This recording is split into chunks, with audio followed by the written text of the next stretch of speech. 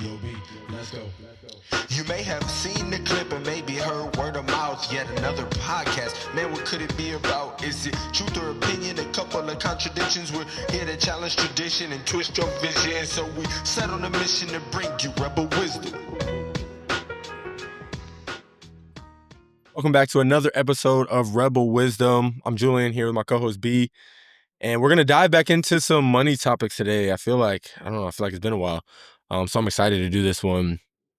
Talk about some dollar bills. Specifically though, we've talked about.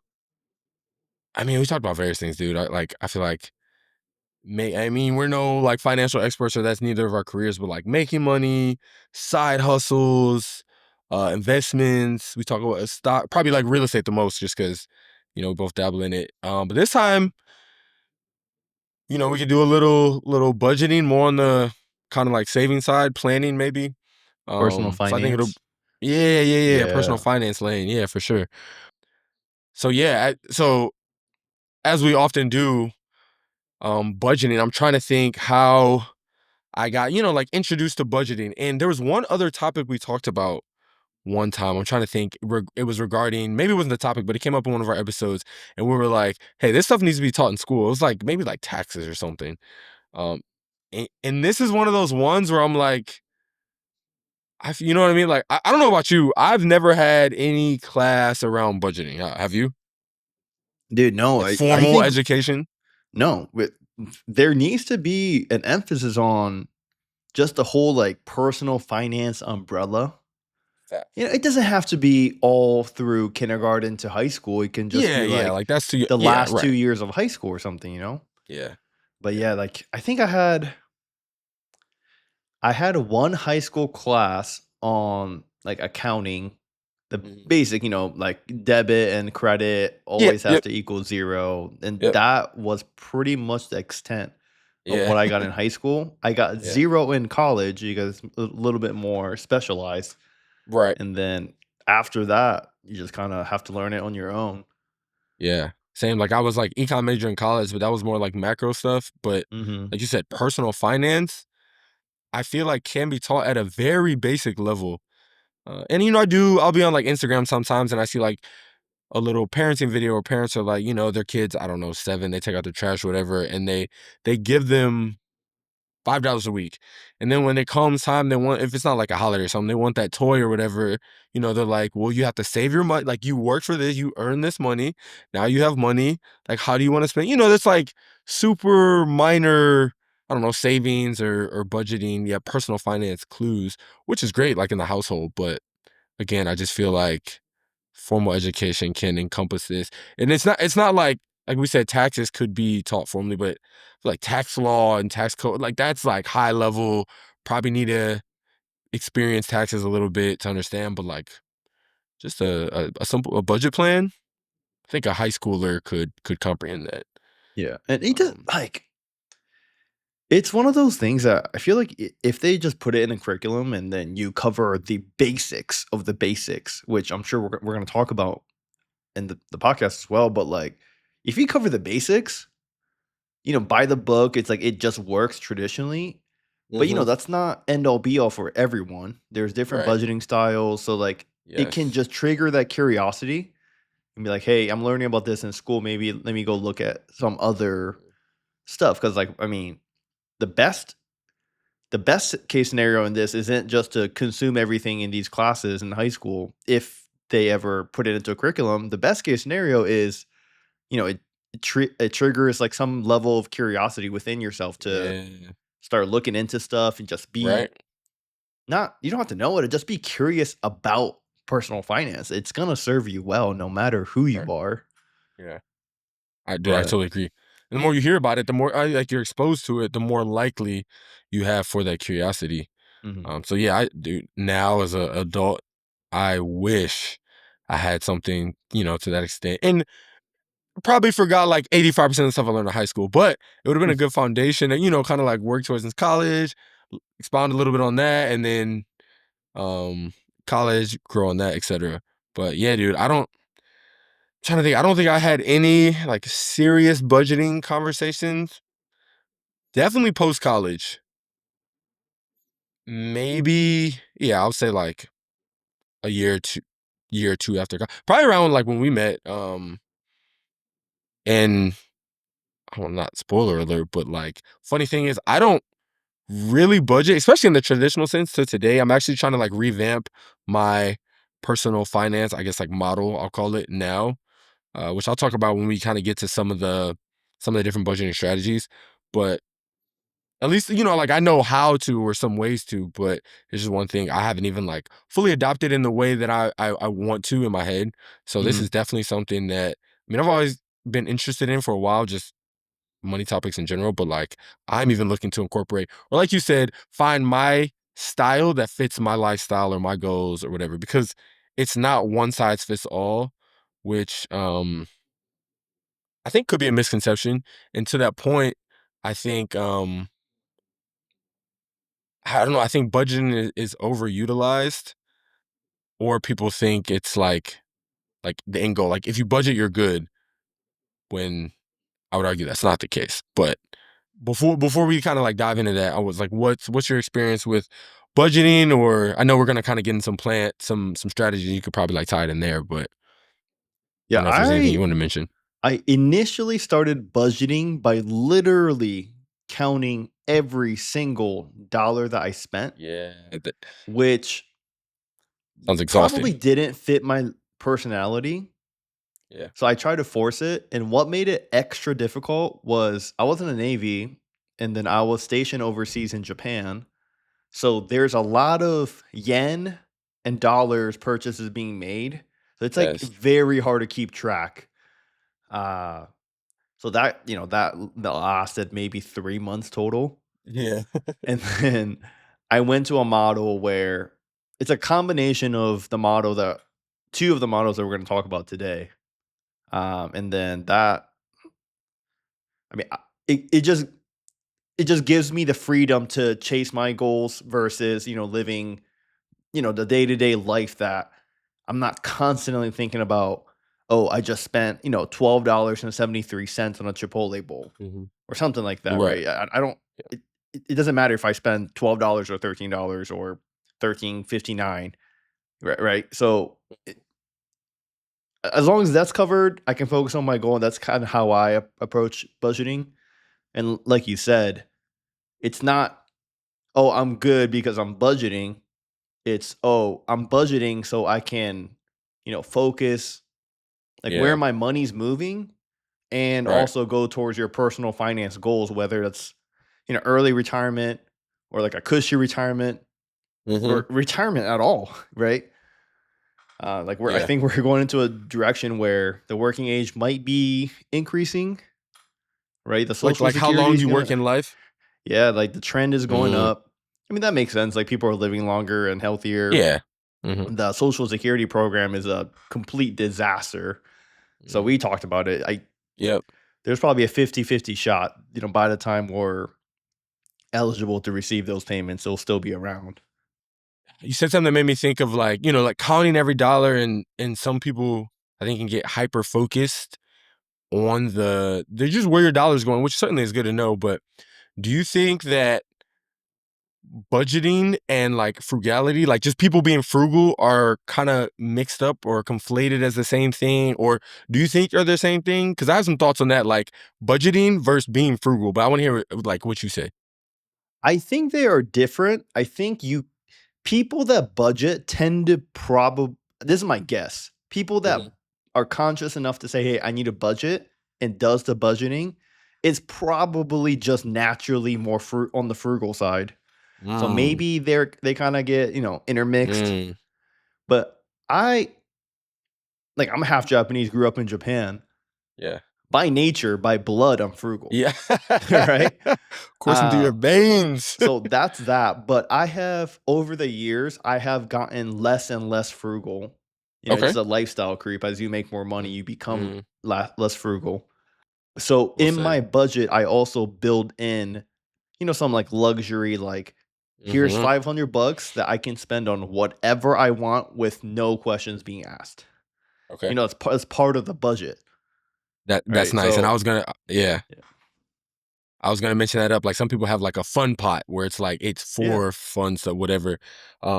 This is getting kind of technical early on the pot, but like I'm genuinely curious. So in your, let's say I'll just call it leisure account, if you have, let's say, you and the wife don't do much at all this month, if you do a monthly tracker, let's say you budget 500 a month for that and you guys use like 50 of it. Obviously without exposing like too much of your personal stuff. Like how do you handle your excess? Like, is it just investment? Does it roll over to the next month and then you have a larger leisure account? Like, So I don't separate my accounts depending on how much I'm allotted. Like it's just all of the monthly budget I'm allowed to spend money on is just in one account. And gotcha. So in it's like that a account, percentage or if I something. have extras, if it's a pretty low amount, like less than $300, maybe less than Mhm. $500, I just Mhm. probably just keep it in my checking account. Okay. Yep. But Yep. like in my budget, I don't account for my like work bonuses. I don't account for larger like random ways that you get money throughout in life. So Mhm. when those things happen, depending on the amount, if it's like over 500, like I'll definitely probably like throw extra into investments for that month. Yeah. Okay. And but then Cool. like if it's a little bit, I'm not gonna go out of my way to invest like Like $23 $75. into Yeah. Robinhood. You know what I mean? Right. Right. Right. Yep. I'd probably just keep it in my checking account. But Yes. Makes sense. Okay. Yeah. I was just interested. So I look at frugal versus budgeting. There's definitely probably a correlation. I wouldn't say necessarily causation, but I definitely think they're correlated.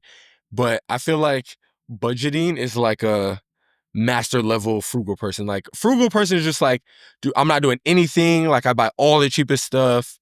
Whatever their end goal may be. It may be to say maximize your dollar, I guess, save the most. Maybe they're saying for a specific thing. But I just feel like being frugal has no strategy behind it. You just blanket, try to minimize what you do, where you spend, which again, it's to each his own.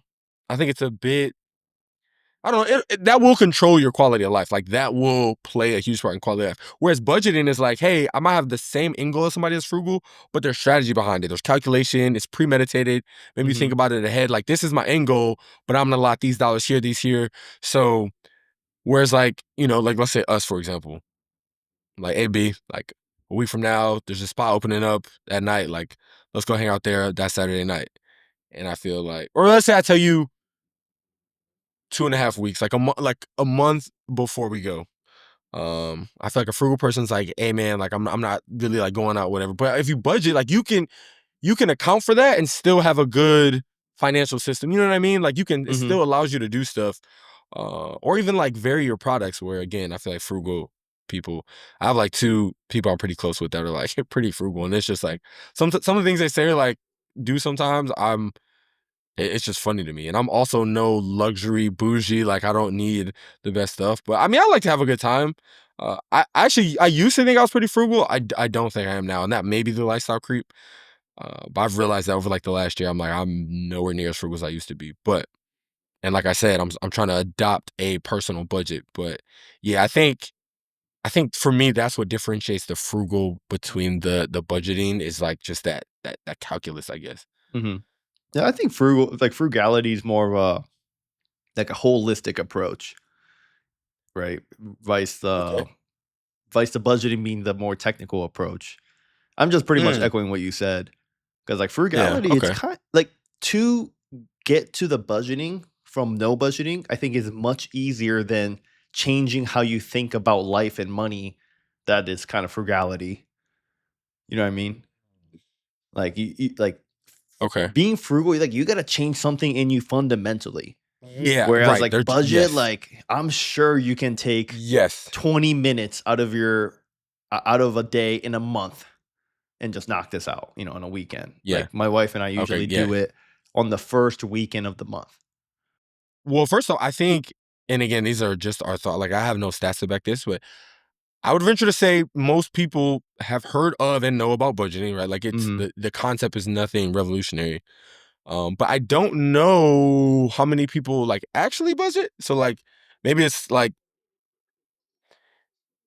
it seems like it's done. It's not done as much as it's like talked about, or perceived to be, but also, and I think we both mentioned it once thus far, that budgeting is like the endpoint. Like you rearrange your dollar, you track your dollars, you create these systems to budget. And like once you're budgeting, you're good.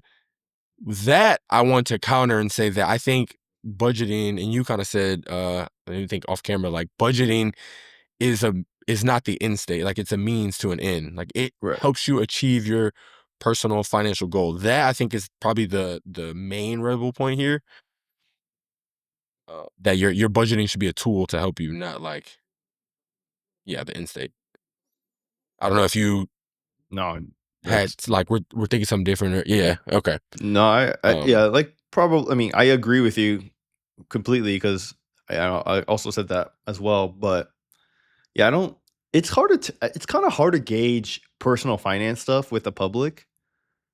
Because I don't Yeah. know if there's a Oh, yeah. data or ever survey that I've personally got that was like, hey, do you budget? Like I never heard of it. Yeah. Of those surveys being done, haven't seen too much data on it. And personal finance stuff, it's like kind of taboo from people to talk about it. So it's not Sure. like you're talking to your buddies and like, hey, like, do you budget? You know, you're at a bar. It's like, dude, what are you talking about? Yeah. And bro, that's why I value our friendship because, and this is kind of how we get to these topics. Like we actually do talk about stuff like that. Mhm. And I have a good amount of people that I would say I'm like fairly close to that. Yeah, I haven't talked about budgeting. I mean, I probably could, or we talked about some other personal stuff, but Mhm. yeah. And I agree with you wholeheartedly. You know, that's why they have this platform too, because we can talk about this maybe taboo stuff that often isn't maybe publicized. And it's definitely, you say it's not a one size fits all. And I never want to be that guy that's like, you should do this, because I wholeheartedly disagree.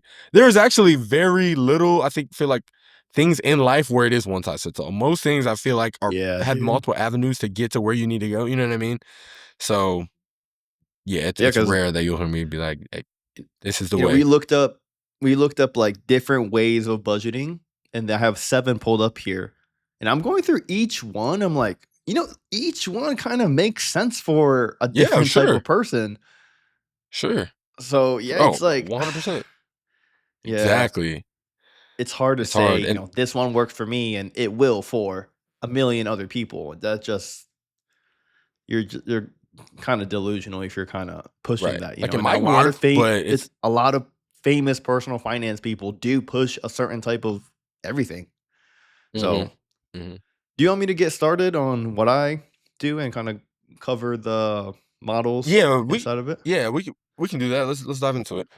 Okay. So, I have the 7 pulled up here, like I said, and I'm going to cover 2 of them and kind of make sure because I that's what I personally do. And the first one is the zero based budgeting. And this one's like very popular with like Dave Ramsey style. I've heard him talk about this style of budgeting, you know, so many times on his podcast, on his, or I guess not a podcast, like a radio show, the YouTube videos. And the zero based budgeting basically you take in how much you get from your job or your income source, right? And this, no, this Mhm. is like your take home pay, not pre taxes. Your, you know, Gotcha. medical, dental, vision, your insurance stuff, 401k, whatever other deductibles is also already taken out for this number, right? So with that number in mind, let's say you get paid twice a month and you make $2,000 each on that check. So you get a total of $4,000 a month. $4,000. And basically within those $4,000, you think of every possible expense that not every possible, but your usual expense that you usually go about through your month, I guess. So you have your rent, mortgage, car payment, student loan payment, your groceries, gas, entertainment. Like I was talking about, I put in a luxury, like guilt-free spending in Mhm. there. You want to save for travel, you can have a budgeted amount for that. So you go down the list. And how I initially got started was, I mean, you just look at your bank statement for like the last 6 months. 6 months that you probably don't even need to go back 6 months. Like 2 to 3 months is probably enough. But I personally went 6 months and just kind of looked at, rent doesn't change. Utilities varies a little bit, so you just kind of divide it by however months to however many months of data point that you use to get an average. Same thing with groceries. Gas doesn't change too much. Car payment doesn't change and stuff like that. And then you get a total amount. And obviously, you want that total amount of spend to be less than your income. Yeah, And I would hope then so. and then from there, that's the starting point, right?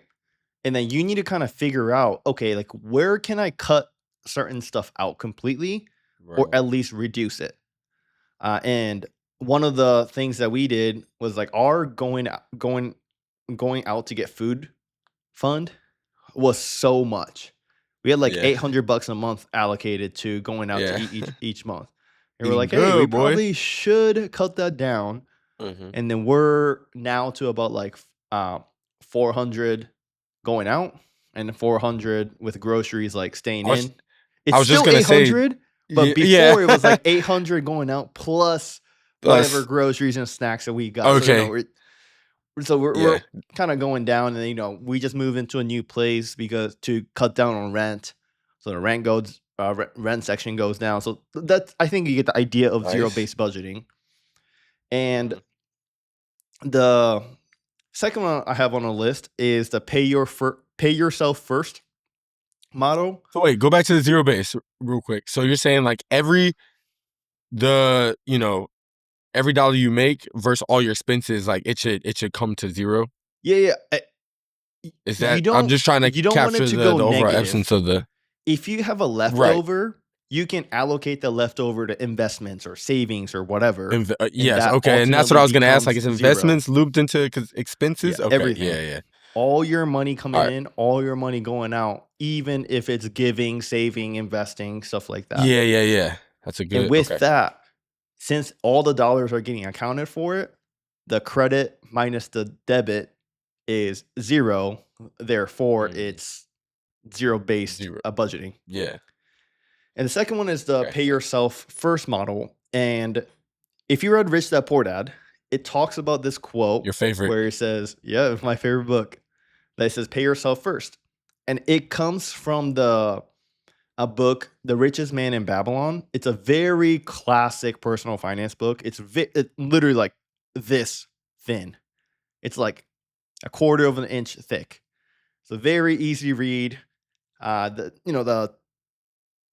The setting in the book is, back in the Right. Babylonian Empire days. They're probably using like shillings to freaking Right. So barter. And it's very, very easy to understand personal finance book. But then they all, in one of the chapters, they talk about the pay yourself first model. And this is how I use those two budgeting models. Is first I used a zero-based budget to figure out my extras. Right? Like I have $1,300.96 left at the end of the month, let's just say. So that's my investment / savings account or Right. amount within the zero-based budget. And the pay yourself first comes in where when I get the paycheck, the first thing I'm doing before paying any bills, before I go out spending on anything, I put that allocated amount into my savings or investments or whatever you allocated to. So from that point, you're not missing the investments and the savings, which is the most important part of all of this. Like personally, like if I went over my budget, and this is a very non-extreme example, so bear with me, right? But if I went over my going out budget, and I already went over my grocery budget, I'll skip one meal just so that I can not go into the negative. That's not a big deal. Skipping a couple meals a month is not a big deal. And just so that I can hit my investments and savings goals first. Okay. So that's the most important part. That's on the pay yourself first, right? Yeah. And I kind of thought about this very intensely because sometimes like some bills you just cannot like get yourself around it, like the utility bills. Yeah, you gotta. Yeah, you for gotta sure. pay it. So Yeah. sure, And those people could try to use you can utilities pay. last, I get, but So your fixed amount of payments per month, yeah, I'm not saying like it doesn't matter if you invest first or pay off those first. It doesn't really yeah, matter. They're the highest priority anyway. But before any of the luxuries, like I'm putting my investments first, and that's where pay yourself first idea comes from. And yeah, I mean it's very easy to hit. The amount that I invest and save is very easy for me to hit because I do the budgeting. I know where my money's going. And then how my like budgeting review I do with my wife. It sounds super lame, but we look at the excess, right? And it's not like I just have that amount in my checking account. I'll have a little bit extra, obviously, right? And if I dip below what I was supposed to spend, and I'm talking about like by a good chunk, by over a few $100s, then I'll go in and see where I was spending extra. If I spent extra, $57, like whatever, I'll just add 57 to my budget for the next month. Not a big deal. But that's okay, how I kind of review my monthly budget to see where my good. money's going. Yeah, And it's not necessarily like how much you're spending on stuff because that you can always change that. But it's just kind of reviewing where your money is going monthly so you have an idea. Like some yeah. people call into just like Dave Ramsey shows and they're like, I don't know where my money's going. I'm like, how? Like that makes no sense. You can literally go look it up. They don't try. Right? Yeah, I mean they can't, but And clearly then they don't. like just a monthly being on autopilot, like first weekend of the month, we need to look at our spending. It's just an easy way for me to keep track and kind of stay on track towards my financial goal. Heck yeah. Yeah. All right, I have So a that's couple. zero-based budgeting and pay yourself first. Okay. Do you and your wife track, like you said in your example, right? Like let's say I go fit over $57. I Mhm. just rolled it over. Do you guys track like who individually go, like how much she goes over, how much you go over, or is it like joint, like how much you guys go over whatever threshold you have set? You know what I mean? No, we would combine money, and if we Okay. went more than total combined, because maybe Got you. she spends a little bit extra and I spend a little bit less, Yeah. then it would It equal might out, right? So balance the out. goal, Got you. yeah, so it doesn't really matter.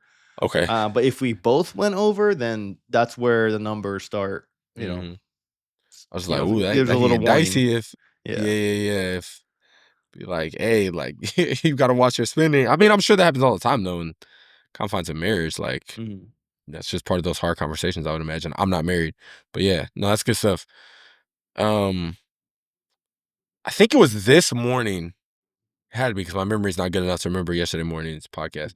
So I think it had to be this morning. I was listening to a podcast and one of the quotes was, I'm gonna butcher it, but the essence of the quote was, if you don't, it was either if you don't quantify it or if you don't track it, you're not growing in that area. Mm. Basically, they were saying like with anything or most things, like you have to track it.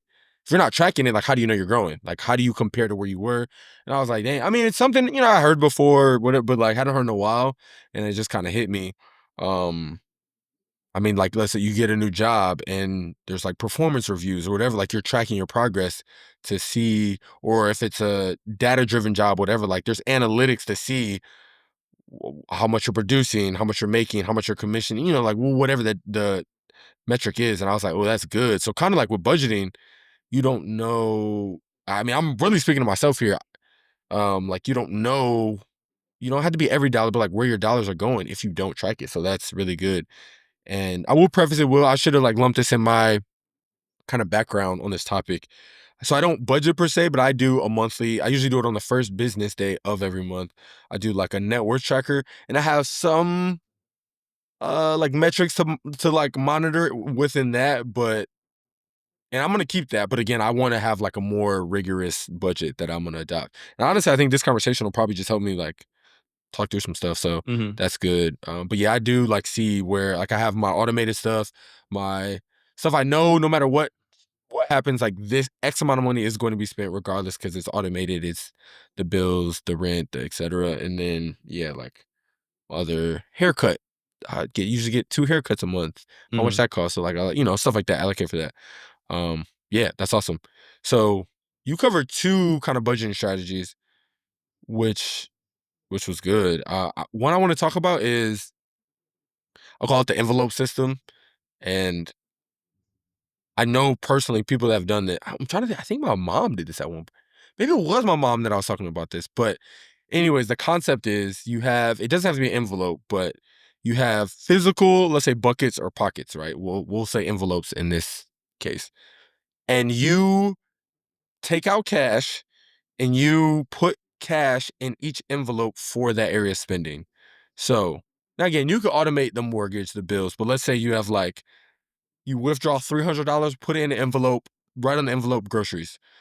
You take out $300, you put fun on the envelope, put 300 in that envelope for fun. You know, etc. Every category in your life of spending has its own envelope. And now this gets kind of weird because you'd have to like carry these envelopes around. And the idea is like you go to the grocery store, you just take your grocery envelope with groceries written on it, and you go to the store. There's no, oh, after the store, like, oh, I want ice cream. Like, nope, this is your grocery money.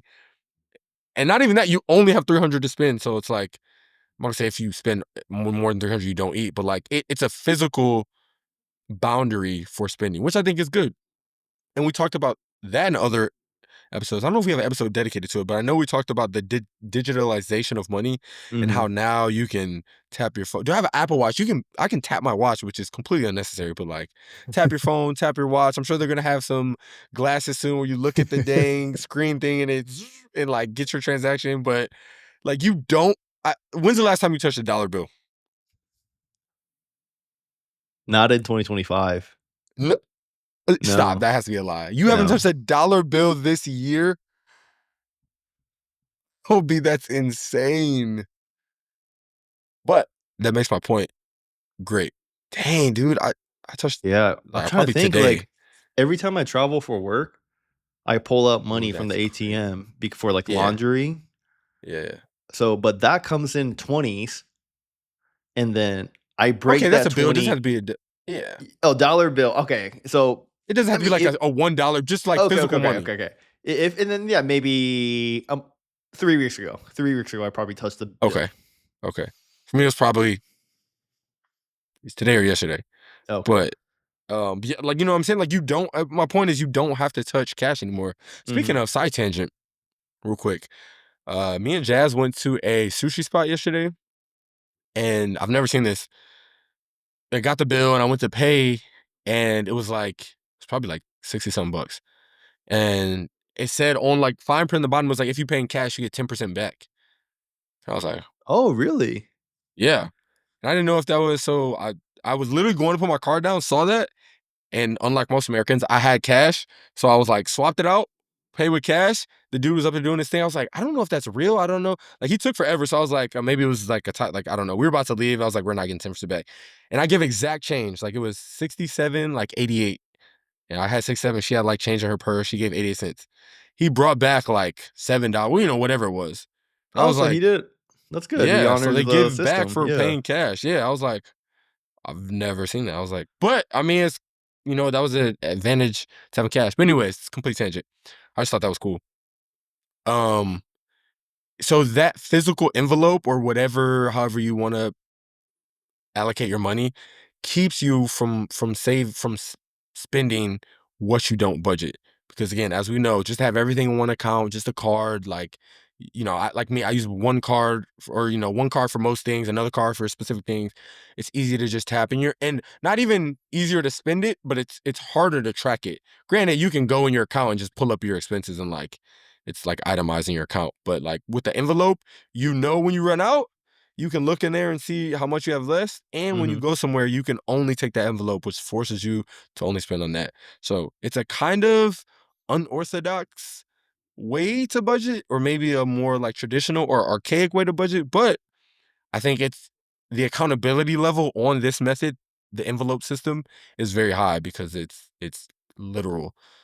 And yeah, I think that's you know just unique and just another method for if you don't if the things that you spend on are pretty consistent in your life, you don't have a very like dynamic or like you're not doing a whole bunch of different stuff, and your months are pretty calculated what you're gonna do. Like that could be a viable method. I think it'd be hard for somebody that's like doing a lot of different stuff or really spontaneous. Like you have nothing planned for next week, and the next week comes doing like 3 different events. Like might not work, but nonetheless, Yeah, it's another method. definitely the envelope is like more so for the people that is not great. People that go on Dave Ramsey shows and they're like, I have no Yeah, idea where my money's going. they need the It's envelope. for those people. It's for Yeah, those yeah, people in yeah. particular. Yeah, But I think that's gonna be a hard part too. In saying like, if you're that person, it may be difficult to know that you're that person, right? Like so, I don't know people's view of money, like for their own personal views about money about themselves, but I don't.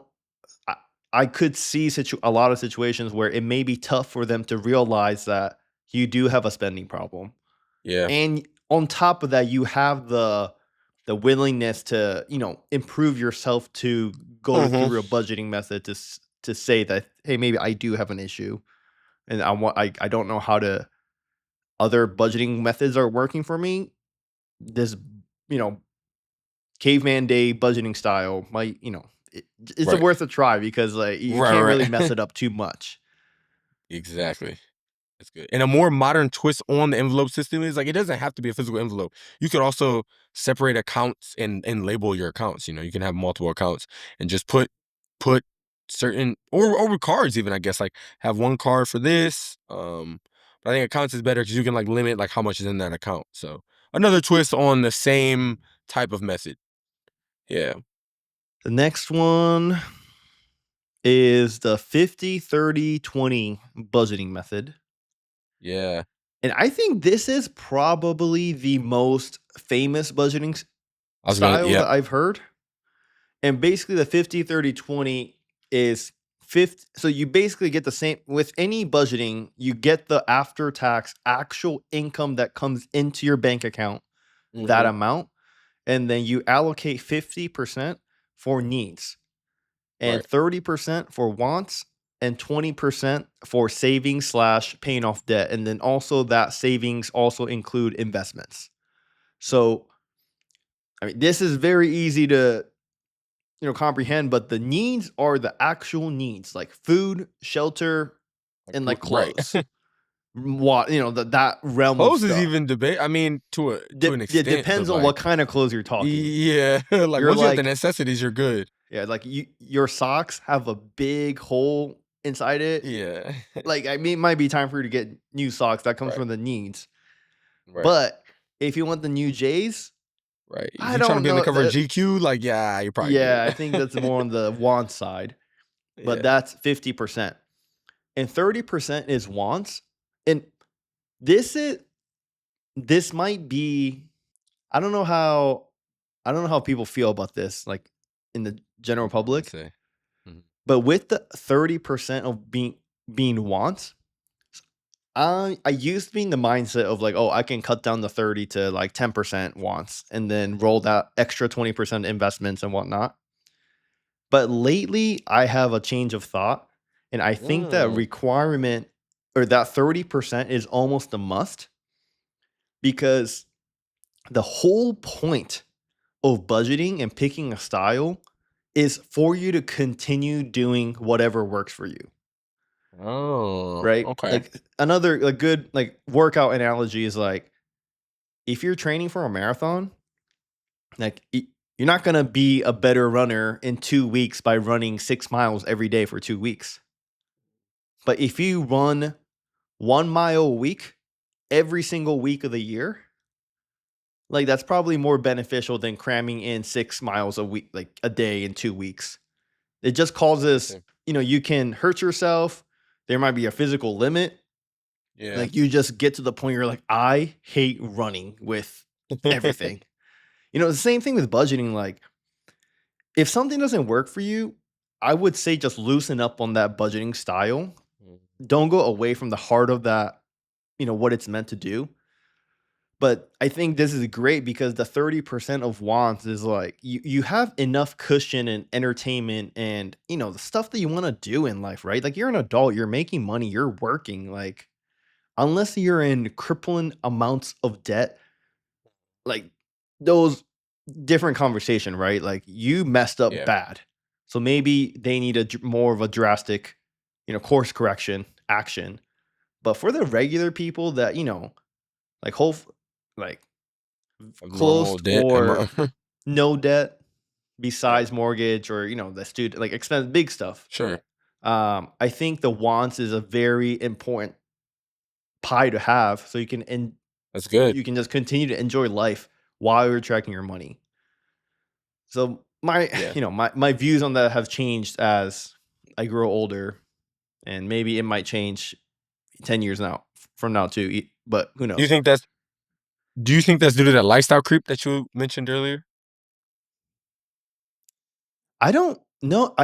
I'm just getting to a point where some experiences are worth more than Yeah. the money that's going to be spent on it. I love that. Yeah. And That's awesome. that's like I said, it's just not that form of living is not for everyone. I think it's for a lot of people. But like I said, like if you don't have a grasp on your finances, I don't think that statement can be true for those people. I think it can be true to an extent, but it may come with, credit card debt or something like that. But for the Yeah. people Right. that Right. like are budgeting correctly or just frugal person in general, I think it's important to Yeah. have that 30% as do whatever you need to. All right. And then if you see a consistent trend that you only spend 25%, the extra 5% that you spend, I wouldn't adjust the budget going forward to bring the pie down to 25%.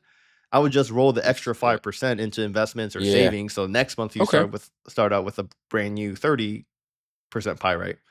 And I and I'm sure like so many it's so common, such a common financial advice to save 10 to 15% of your monthly income into savings and investments. And this goes to 20. So if you have a good start and you're early in your 20s, even in your 30s, like this is going to be a good model for you to have a lot of money in retirement. I'm talking retirement like traditional sense, like 65. Heck yeah. I think you nailed that. I also think that is one of the more popular methods. Like I've come across that one a bunch of times, the 50-30-20. And yeah, those again, I think that's like a general blueprint, but I think those numbers can be adjusted a little bit based on your lifestyle. But ultimately, because I guess what should drive your lifestyle is like your goals or your end state. And I'm gonna pivot off that from um to another style of budgeting, which is like reverse budgeting. Instead of like building towards a goal, it's like looking at your goal and working backwards. But before I get to that, like with that, I think one of the inherent yeah, I guess like one of the inherent pros of budgeting is that it keeps you like streamlined.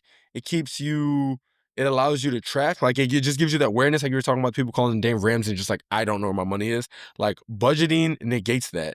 And then it allows you to tailor towards a specific need or goal. Right. I think that's a huge pro when we talk about budgeting just in general.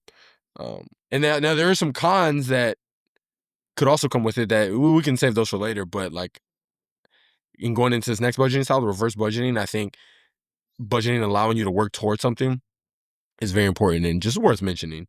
So with reverse budgeting, again, like you know how much you're getting every month, take home, right? After taxes, all that. And it's like, hey, I have this, and this is for usually bigger stuff. This isn't for like groceries, but like let's say there's a car you've had your eye on for a while and like you're giving yourself, I don't know, 8 months, a year, whatever, to get to a point where you have enough in your savings to get this car. So it's like, I want this car. This car's worth, we'll say $50,000. So every month I take home X, my things that I know are going to get paid, rent, we've said it, utilities, all that stuff, etc. That's going to be out. So you can deduct that from your take home. And then you divvy up that rest for, you have if you want investments, but then you have the savings. And this allows you to work towards, like have a I don't know, like a conscious something to work towards, Mhm. and starting with trying to get that car.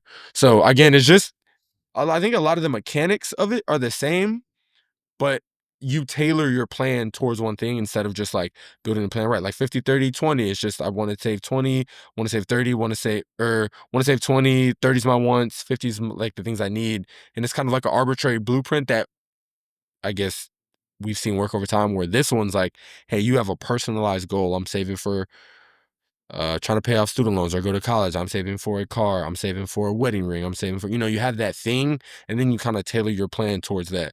So for people that maybe struggle with how to structure, or there's just like so many plans, if there is something you're working towards, maybe like put that at the forefront and kind of work backwards from that.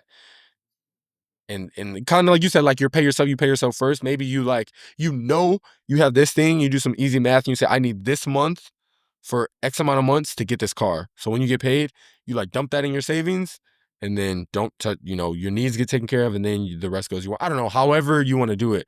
But this concept allows that thing you're saving for to kind of drive your decision making, which again, I mean, it's just another method. You building a lifestyle around that thing. And then once you achieve that, I don't know, maybe you pivot methods, or maybe there's something else you have your eye on, you can move on beyond that. But I don't know. I think the reverse budgeting, I feel like it's not talked up, like, I don't know, that the title isn't thrown around, but like people may do that without knowing they do that. Like most people have something big, if not now, at least at one point you were saving for. Like you're trying to get that first house, or most of us have cars that you had to get some point, or if you're married, like I said, wedding ring. So at some point, I think most people, adult Americans, have saved for that big purchase item, and you just don't have that money laying around. Like there has to be some strategy behind it.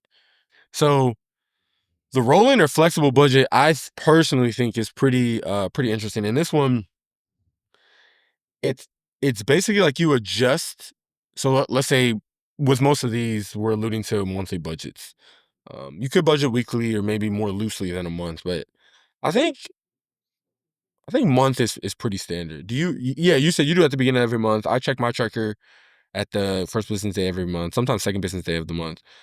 So for all intents and purposes, we'll say monthly.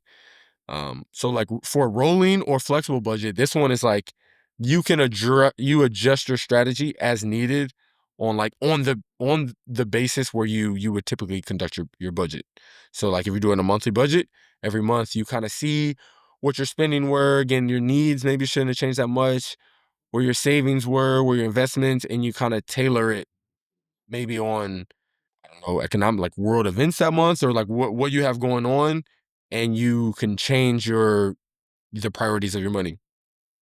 And the reason I say I found this one interesting is because I think this, and I want you to weigh in on this too, B. I think this kind of goes against the point of budgeting. To me, budgeting gives you a plan, usually a pretty rigid plan, where it gives you guidelines on how to manage your money, and it's like not supposed to change frequently.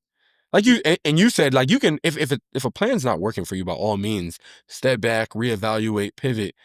But to have to know you're gonna like switch things up every month, again, how do you track? Because there's too many variables. How do you track accurately? And then how is that keeping you on like the straight and narrow? You know what I mean? So this plan, I think I don't personally agree with, and there may be some more elements to it that make it kind of more structured. Yeah, But just adjusting on a month to month, I think is kind of defeats the point. I'm kind of thinking more so. This is just a guess. I was kind of thinking about it as you were talking, so I could be totally off page. But in a traditional budgeting sense, that everything we talked about, we have the after tax income that we talked about, but that's typically on a consistent basis for W-2 employees. But for the 1099 employees that get paid, depending on how well you do at the job, depending on the cycle of the Great point. industry that you're in, you may be paid a lot or less given that month. So I'm thinking this could be a good budgeting style for, people with inconsistent incomes. And I'm kind of thinking like you take whatever you got for the month and whatever you think they're going to get for the month, and then you'll have the fixed expenses on a fixed expense. Like you can't Right. really change the amount of the fixed expense, but for the non-fixed expenses, so like your wants and savings and investments, you can kind of break it up into percentages. Like after my I don't know, let's say your needs are 2,500 for the month. You got to pay that no matter what. Yep. So after that's gone, depending on how much you have left, within the remainder, 20% goes to savings. Within the remainder, 35% goes to Yeah. investments. And obviously, it's a percentage. So if you make more, you save and That invest more. percentage, But if you make yeah. less for that month, you just save and invest less. And ultimately, if you only bring in whatever you have for your needs, that obviously goes all to your needs. And I guess even worst case, if you don't bring in as much as you gotta Yeah. tap into your savings. But Yeah. Dude, I'm so glad you brought that up. I want to retract what I said. This, I think, is just for that. Like, yeah, if I you don't. have and it's funny because we said like budgeting is not one size fits all. So is the way people get paid. Like, income is Yeah, also not one size fits all. Like, there you can make commission or I don't know, so many ways to get paid. And I was thinking very like W-2 oriented, but I don't. fixed I income every agree with month. you on the W-2 side. I don't for this. I just don't see a benefit for W-2 employees. Like all the Right. other ones are probably way better. Better. Yes. No, but that's super good that you highlighted that because I was neglecting that, someone that gets paid in that manner of Mm. it's not fixed every month. So, oh, that was a great, great point. Um, yeah, I'm glad you said that. All All right, right, what let about me this more tackle the automated last one, approach? and this is the automated budgeting approach. I don't think there's a necessarily a name for it, but Julian kind of touched on it earlier. But basically, the idea is it might get tedious in the setup because how I'm thinking about it, let me know how you thought about it, Okay. how you set it up on the apps and stuff after. But how I kind of personally thought about it is having, I don't know, you can have like 5 different savings accounts, and each account has a job. One of them might be your actual savings. One of them can be one of them can be money that you're saving for this big day of travel. This next one is for the next car they want to buy. This one's for the house fund. You have different saving buckets, and then majority of the banking apps, like if you bank with a notable bank, I'm sure your bank's gonna have this feature. But basically, you can set a date to, day after you get paid or something like that, to Yeah. have money extracted from your checkings account Yep. to the savings account you want it directed to. So if you can have 200 go towards your travel fund, you can have 150 going towards your car fund, you can have 300 going to your savings. They'll automatically be kind of distributed into however you set it up. But just a one thing with this, I guess with any other one besides the envelope, you just gotta have the discipline to not tap into those funds Yeah. if the regular day to day you're kind of running low on money. And this is kind of a side tangent too, but I think one of the good things in today's economy, in today's day and age, is like if you're really, let's say you're like short $200 for the month, the easiest thing would be to dip into savings. Hmm. Another thing would be to cut your, next month's budget by $200. But if Yeah. you're already tight, that might be tough. But you can literally just get on Just a side go hustle Uber or app something. Yeah. and just get that money like real quick on a weekend, right? Like I'm talking, I'm not talking you missed it by $1,000. Like, oh, like, you might have to do a Right. little bit more than that. But like, if you're Hey, really go trying to stick to a gamble. No, budget I'm kidding. and you're short by a few $100, go Uber like 3 weekends, one day out of three, one weekend day for 3 weeks or something like that. You're gonna make up that money. And I think that Yeah. just better idea, your better mentality to approach the problem that you created, because as an adult, shit happens. For sure. It'll be a lie if I told you I stick to my budget every single month. It's I'm so my point is, like, you can stay active on those apps that you can make quick bucks by Yeah. trading in your time.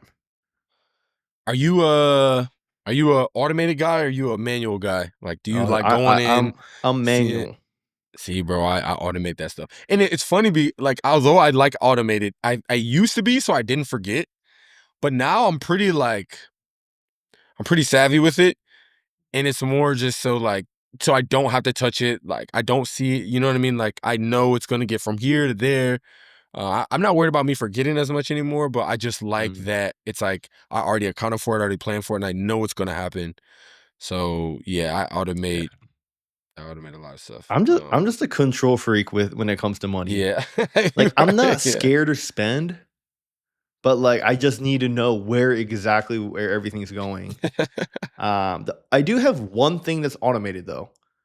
Is Only one? Oh my God, I have so my much younger automated stuff. brother's college fund that I'm doing for him. It- Oh, that that's one what's is up. the only thing, like, I don't. It just gets taken care of. That is the only thing you have automated? Yeah.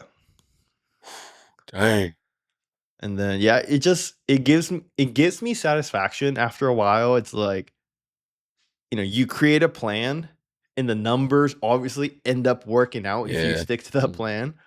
But it's like, when I get paid, and it's like, okay, this is for my next month's budget. oh, Here it goes. Okay, mm. here's $1,000 extra that I wanted to invest. Oh, here it is. Here's that Yeah, yeah. moving that money around just gives me I a thought you treated it like weird, a little like a game almost. Yeah, no, it's cool. yeah, Yeah. it gives me a Yeah. satisfaction or a little hint of joy. Mm-hmm. No, that's pretty cool. I do like when I do my monthly stuff, like going to my tracker and seeing again, just like refamiliarizing myself with everything and like tallying everything up. It is good. I mean, it's better when it's like the numbers are going up. Like Mhm. that's definitely better. Like what was it like 2 months ago? I don't know. The stocks took like a huge dip, and then my overall just like net worth like was going down. I was like, it's not fun. But yeah, to your point though, when you see your plan, especially like over like long term, like over the course of, like 6 months, that steady grind, that steady increase that you're kind of like planning for, Mhm. yeah, that's a good feeling. But dude, I'm a big automation guy. Okay. One more plug for the automation stuff.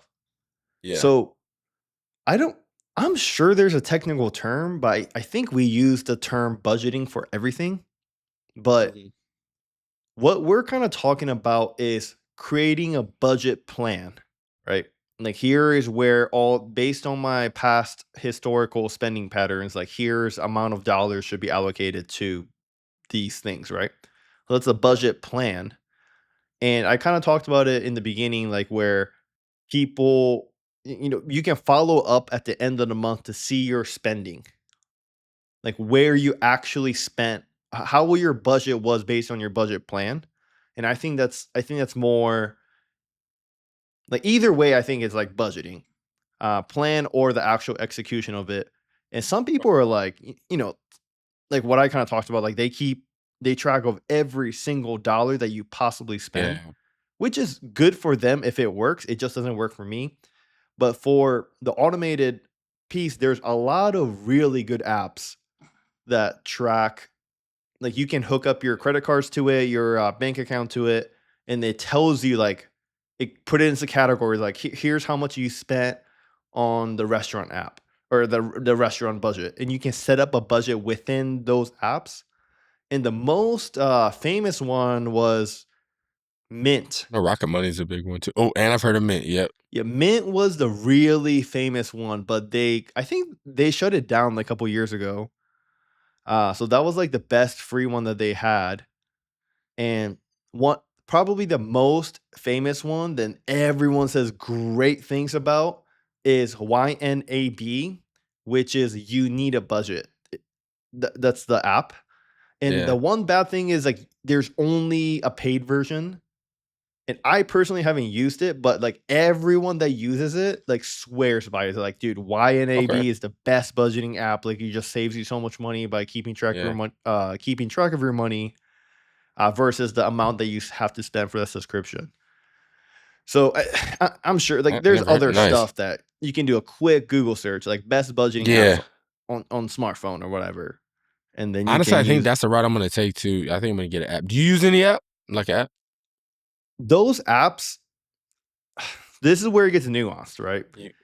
Because I want to use those apps, I really do, but I kind of set myself up in a hole where I have so many credit cards. Yeah. Like, Does it limit how much accounts they can it track it in the app? doesn't, but it's just so It's tedious to just set everything up, yeah. and Yeah. I have used a lot of those apps before, and then what I kind of noticed is like the categories is like, if I this is a bad example. This doesn't actually happen, but it's like in the realm of this. If I spend money on car repair, Mhm. where like I don't have money allocated to car repair. So it's just like deciding on, you got to sit down actually to like categorize this into a pocket. Get into something. Yeah. It just gets annoying, and it's better if you just like have one card, or the fewer the cards, it's just easier to keep track of your spending. And I don't have it set up that way, but Got I you. am going towards that direction. I Mhm. had my Okay. credit card phase. I got a lot of points from it, Yeah. but it I'm ready to like start making like, personal finance stuff like more simple. So I don't use it. I'm not against it, and I do want to start using those apps in the future. I have used it in the past, and it Okay. has been working good. Besides, I have to sit down and categorize everything, which is Yeah. super Yeah. annoying. Yeah. That's fair. Okay. Yeah. We could talk more about that. Yeah, dude. I've never used one, but I know about a couple. I actually hadn't heard of the YNAB one. So yeah, I'm going to Some look people into like that for even sure. sit down on the Excel spreadsheet, like date, location, item, Oh my how much god, you spent, like dude. literally input everything. Which, So this is funny. Yeah. again, I don't recommend it. We have technology that could do that for Not you, but doing like, that. Yeah, yeah, that's why I will never do. I will not budget but that's the before. idea behind all this apps. Yes, Like, yeah, that's what they're correct, doing. dude. My mom, she has like a checkbook. So like anywhere we go, she buys something. We'll like get to the car. She pulls in her purse. She pulls out this like little booklet with just paper bulging out, and she writes like what she spent, like what she got, the expense on paper that she keeps in her purse for everything. And I'm Mm. like, every time she like comes to visit me or something, or I'm with her and I see her do that, I'm like, Mom. And she's like good with the phone. Like she's not. She can use technology. I'm like, there are 1,000 ways to But do that better. but She's you just know like, what I've though? been doing it like this for years. Like, she's just like, let me do it. I'm like, it just burns me to see her do that. If it works for her, it's probably the best way to do it. Like, Yeah, it's more yeah, risky trying to switch to a new method and yeah. then you just quit entirely than messing with what works, even if it's You're right. old style that we wouldn't personally use. Oh, Yeah, but honestly, so we're like I talking said, about if it works, then it works. it works. It's not one size fits all. Like people got their different ways. But you know what though? Her doing that, more than half of the American population, I think she has a better grasp on her spending. Yeah, probably. And she's like good. Like she does not forget. Like she's Mhm. on it. Like I see her do it every time. I'm like, that's insane. Yeah. But yeah, what do you think? I feel like most of the stuff we've been talking about with these budgeting or these budget plans, as you said, are pretty good. And it may sound like we're, like there's no faults in budgeting, like nothing can go wrong, just pick a plan and work. But I do want to mention, I feel like it's only right if we mention some things that may not be so great about budgeting. And we did mention something like for what my mom does, or counting every dollar. You kind of used to do it.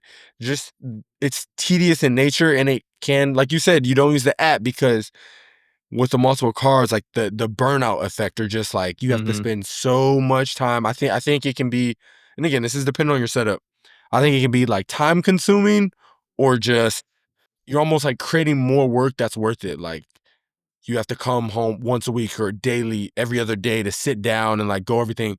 So at the end of the month, everything's in order to properly review. So I think I wouldn't say it's a con against just budget in general, but it emphasizes why somebody needs their personal budget. Like you got to find a good one for you, because it can be those things: tedious, time consuming, just boring, like, whatever. No, I agree. I think that's probably the biggest barrier is just like it's Yeah. tedious, right? hmm Because like we can, like, we kind of pointed out maybe we didn't. So let me go through it real quick. Like for the zero base that I was talking about, it is kind of time consuming, and uh depending on like how tech savvy you are, it could feel overwhelming maybe. And then the envelope method, you talked about it, like we're kind of in the age of like digital spending. Like Yeah. in 50 years, I'll be surprised if we still had cash laying around. Everything's just becoming Okay. electronic. So that might not be suitable for the envelope method. 50, 30, 20. It's one of those like general practices that you kind of have to tailor it to your own situation. So Yes. it might fit the average, but then you may not be the average, right? hmm And also kind of and all the things besides the rolling budget kind of ignores the income variability that you may have. Yeah. Yeah. And with the pay yourself first model that I also looped in the beginning, if you don't do your math and spending correctly, you actually may be running out of money. And the hmm worst thing you can do with the pay yourself first is take out the money that you put in yourself first. That kind of defeats the entire purpose. Yeah. So that's a con there. Reverse budgeting. Um, like I said, I think income variability is probably the biggest con there. And then the no budget, it's, if you miscalculate things, or if you don't have it set properly, like that might do a little bit of harm. And these are just cons related to each of the budgeting styles. But I Right. do want to emphasize the pro side, the advantages of these styles or methods are better. It outweighs the cons. So Yeah. it's not Yeah. perfect, like you said. There's cons, hmm but it's better to do it than not do it. That's what we're saying, to find the one that fits you. Heck yeah. So after the things we talked about, kind of in conclusion, I think budgeting, which is what you said earlier, which actually I hadn't thought about. I think is a good point. Unlike frugality, it's not a overall mindset or like a religion to abide by. It's more of it's a tool. It's a tool to get you where you need to go. And so I think, just to bring it full circle, that's a good point to circle back on. And as we've reinforced throughout this episode, like the best budget, I think, is just what works for you. And that, I think, is key. There might be some, super popular influencer online that like, I do this budget and it works for me. Like that could be great and that could be cool, but like that might not work for you, or that might not work for everybody. So yeah, I would just encourage people to, like a lot of things, just kind of start, and we can go on this journey together, because I am going to download one of those apps. I got to figure out which one though. I want to do a little app research, but I'm going to get one of those. Give me a month. I'm going to get one of those apps. I'm going to like put all my stuff in, and I am going to at least start this, more focused budgeting process. And then, I may pivot, because I just need to find out, like, I need to get a good baseline and start to see what I like. On top of, because like my monthly track thing is just an Excel spreadsheet, and I just kind of manage there. So, After um, after we end it, I'll talk. I want to actually download one of the apps too and actually start back. hey, Kind of talking about it, I was like, dude, I need to get back on the yeah, yeah, I feel just like the motivated. just the mental, just to get me thinking. For sure. Um, so yeah, I'm just gonna experiment with the models, the apps, the whatever, and yeah, we'll find what works for us. We can all go on this journey together. But I mean, that's like the rebel take on budgeting in a nutshell. But you got anything? No, you close it up very beautifully. Cool. So, as always, we will see y'all next week with a fresh new topic to rebel against. Uh, in the meantime, comment below. Let us know what you think. Let us know if you have any budgeting strategies that are maybe a little unorthodox, or something that's not too talked about. We'd love to see it and explore it, and shit, I might use it. So, with that, catch you next week.